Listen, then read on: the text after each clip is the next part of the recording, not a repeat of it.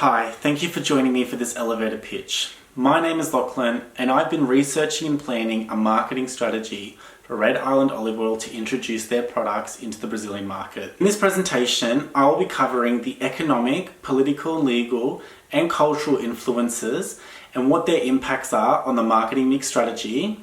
And I'll also be providing my recommendations for Red Island to have a successful integration into the international market. Currently, Red Island already has a presence in the Asian market.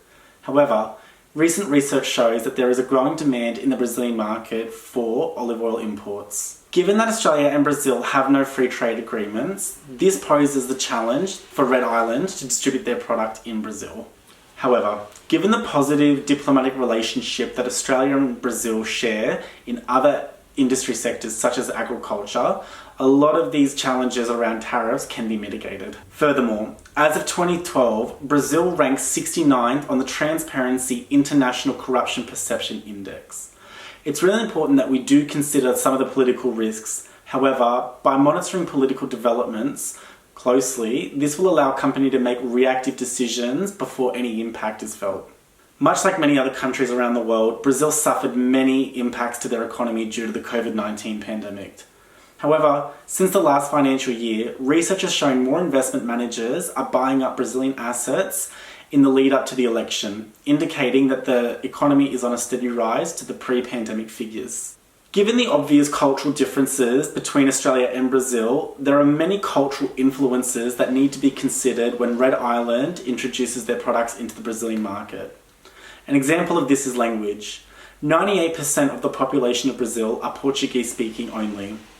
Of that population, those above the age of 16 have less than 5% of comprehension of the English language. My recommendation is for Red Island to adapt their product, specifically the language of the labelling, to better cater for the Brazilian target market. With that said, Red Island olive oil is produced solely in Australia. However, the company objective is to sustain a long-term position in the Brazilian market and generate long-term profitability. For that reason, Red Island olive oil should utilise a direct distribution channel, selling their products to a large Brazilian retail store such as supermarkets, which will make their product accessible for the target consumer.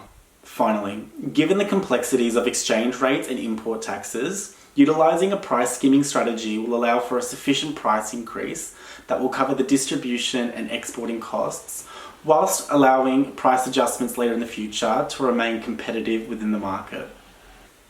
This will ensure that Red Island holds a sustainable and long-term position in the Brazilian market and generating sufficient profits. Thank you.